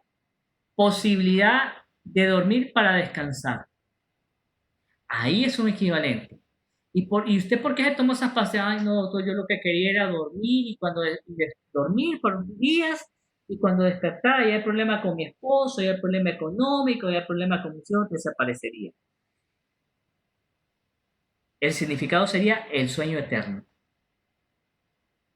Expresar rabia, inconformidad, frustración o agredir a otros. Hace unos años atrás surgió un audio de una persona que se suicidó delante de los padres, delante de la hermana, y se escucha el audio, cómo la familia le pide que no lo haga y cómo el hijo dispara y se suicida.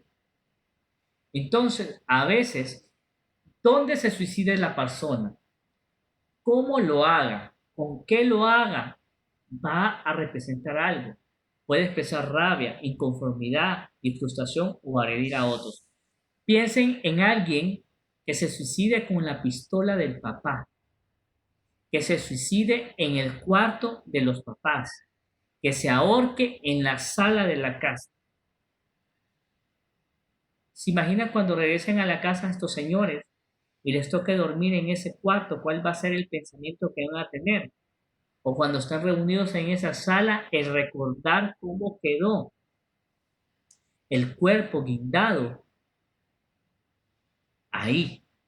Entonces, a veces los suicidios se hacen lejos de la casa, donde nadie los encuentre. Así pasó con un paciente de allá del Hospital Mario Mendoza, que se salió, bueno, vivía en Choloma el muchacho, era discriminado, era negro, discriminado por homosexual. Lamentablemente era un paciente con trastorno bipolar. Se salió de la casa de Choloma, creo que era. Se tomó un bus allá en el sur, alquiló una habitación de un cuarto, se tomó una pastilla de curar frijoles, y a los 3 o 4 días apareció. Ahí, muerto. Entonces, los significados son bastante diferentes. El intento suicida puede ser el debut de una enfermedad psiquiátrica, principalmente en edad joven. Puede ser la reacción ante la pérdida de una relación valiosa, como lo que mencionaba yo con aquel paciente que hizo el intento del gesto suicida para evitar que la esposa se divorciara de él. Puede significar el reclamo de apoyo o puede ser la vía de escape para evitar el dolor físico o la enfermedad fatal, como el expresidente Reina.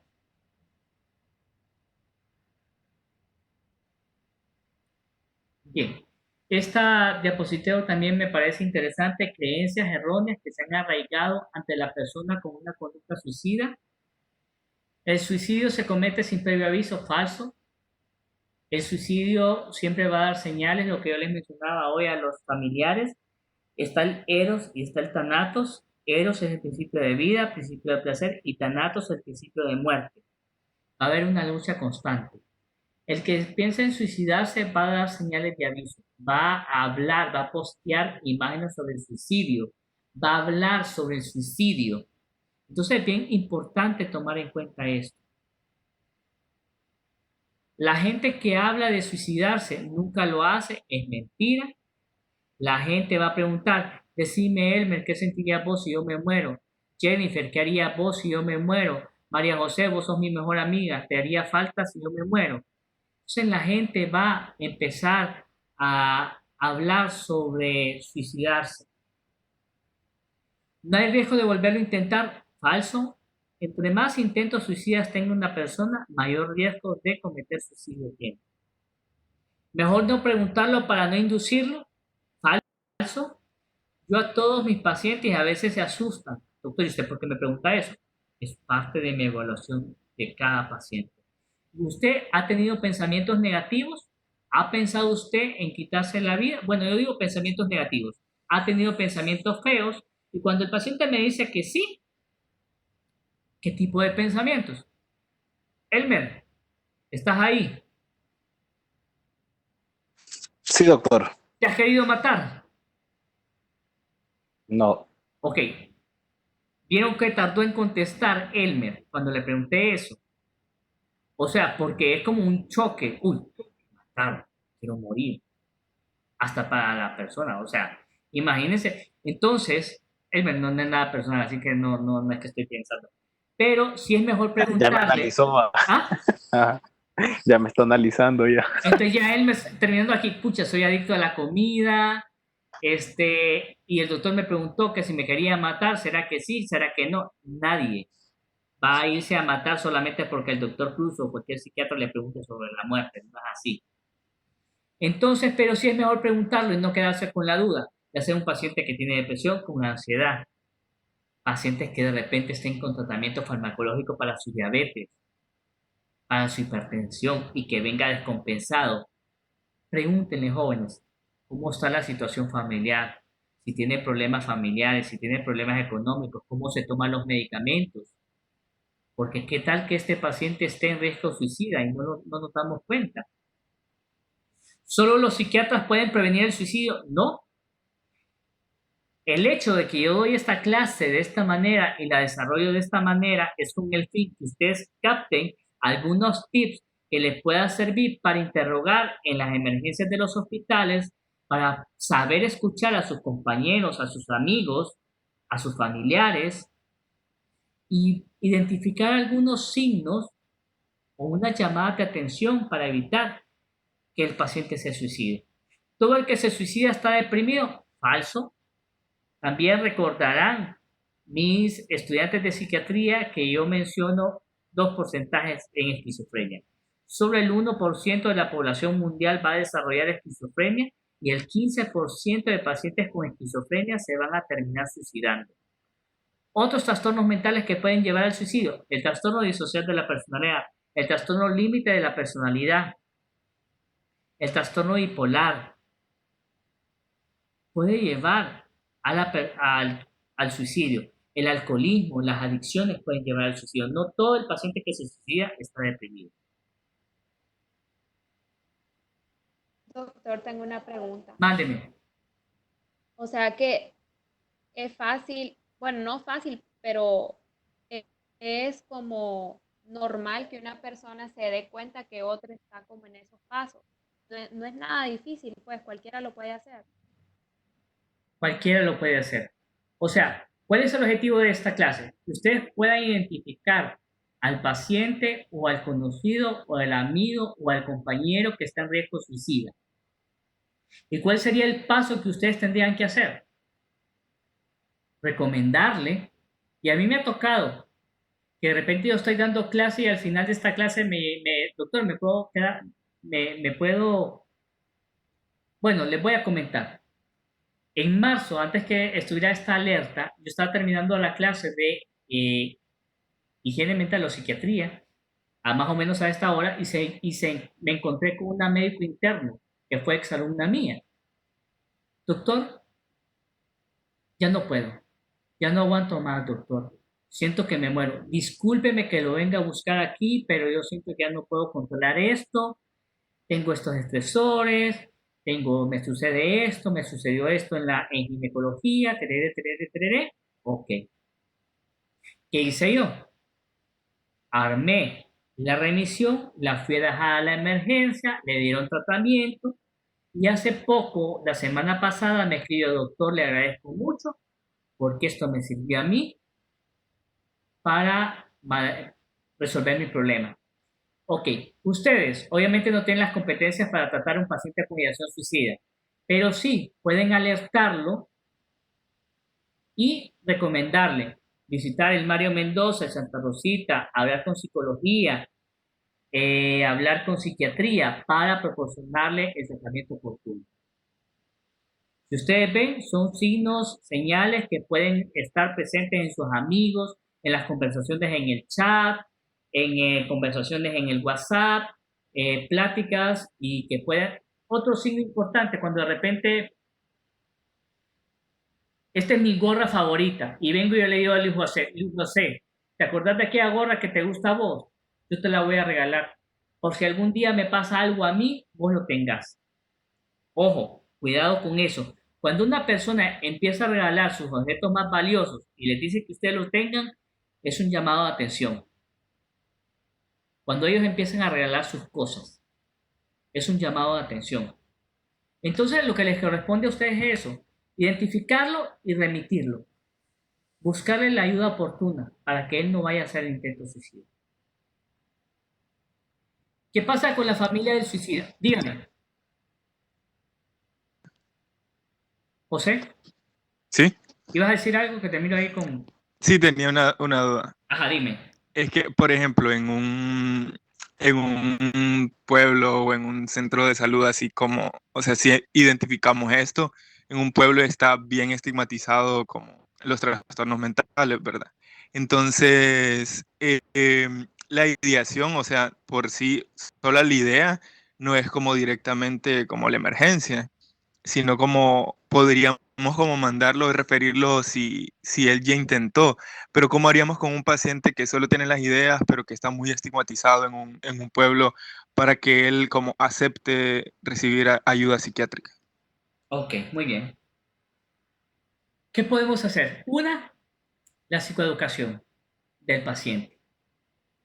Dos, si estamos en un centro de salud, porque nosotros somos el médico de servicio social, entonces nos tocaría, si vemos que el número de ideaciones suicidas se está incrementando en la población, hacer campañas.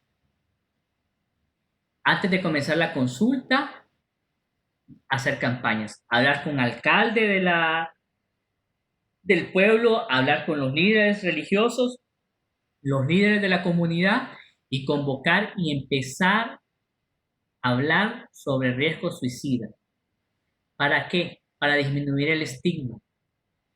Dos, y esta es una tarea que les voy a dejar. Intervención en crisis o primeros auxilios psicológicos, por favor. Primeros auxilios psicológicos o intervención en crisis. Es bien importante que ustedes conozcan estos pasos, que tal vez no los van a tratar a los pacientes, pero sí pueden darle por lo menos una palabra, saber qué sí y qué no decirle a ese tipo de pacientes. Porque un paciente que tiene ideación suicida, José, es un paciente que está vulnerable. Y lo que le diga la familia, lo que le diga el personal de salud, lo que le diga el psiquiatra, o lo levanta o lo hunde más. Entonces hay que tener tacto para decirle las cosas. ¿Cuándo me di cuenta yo de que me llamaba la atención la psiquiatría? Se lo voy a contar. Estaba en el internado, en el hospital escuela, en el área de cirugía, llegó una psicotía como de 17, 18 años de edad, no, tuvo que haber sido más de 18 años de edad, desmayada, supuestamente con TEC cerrado. Descubriendo la historia clínica, nos dimos cuenta que estaba disociada. Mis compañeros, porque yo estaba en observación, ellos estaban en la emergencia, comenzaron a apoyarle con una aguja, con el bisel de una jeringa, la lengua, hasta sacarle sangre. Otro le colocó iba a colocar una sonda vesical sin ninguna indicación. Eso, cuando yo me di cuenta, porque yo no estaba ahí en ese momento, cuando yo me di cuenta, nos mandó a llamar la residente de tercer año de psiquiatría y nos pegó una reverenda regañada. Y escuchar a esa doctora preocuparse no por el estado físico de la paciente, no solamente por el estado físico de la paciente, sino devolverle la integridad, la humanidad a esta paciente que estaba sufriendo, me llamó mucho la atención.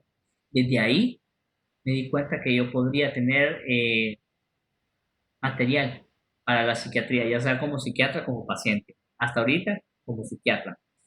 Pero es bien importante tener eso. La educación a la población, disminuir el estigma.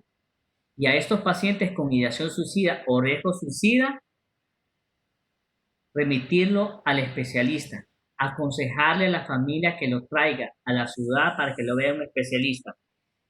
Y mi recomendación desde el punto de vista médico-legal, José, es que si la familia dice definitivamente que no, porque el hijo no está loco, porque la mamá no está loca, siempre hagan la referencia y pongan al familiar que firme la copia de la referencia y la anexan al expediente. ¿Por qué?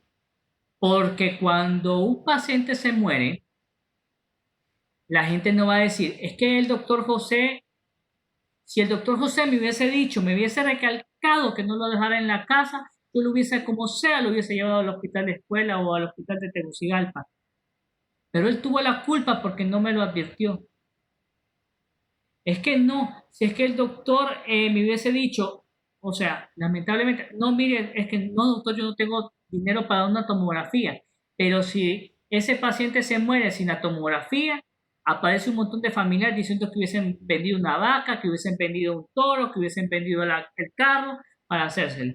Entonces, lo ideal es que darle la remisión y que se vaya el paciente. Si así no se va, entonces anotar en el expediente que ustedes le brindaron toda la psicoeducación al familiar y al paciente y le dieron la referencia y que el paciente y la familia firmó esa referencia desde el punto de vista legal. Bien, ¿qué pasa con la familia del suicida?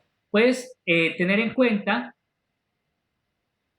el shock, el grado de shock y el número y el recurso inmediato que están disponibles para la familia en cuanto al apoyo emocional.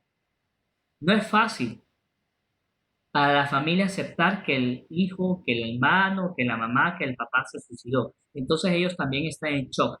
Necesitamos darle atención a esa familia, disminuir la culpa, disminuir el grado de responsabilidad, identificar en esa familia quién podría estar en riesgo también de cometer suicidio.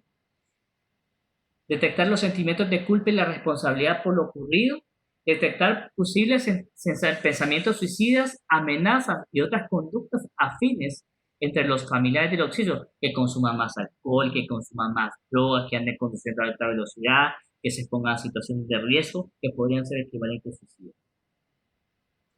Y ayudar a la familia a reconocer que el suicidio estuvo relacionado con la posible enfermedad del individuo, no con una falla de ellos. El acompañamiento de esta familia es bastante importante. Poder identificar situaciones de riesgo, darles el apoyo y disminuirle la culpa y el grado de responsabilidad que ellos puedan tener. Estos jóvenes son los temas del día de hoy. No sé si tienen preguntas o tienen comentarios.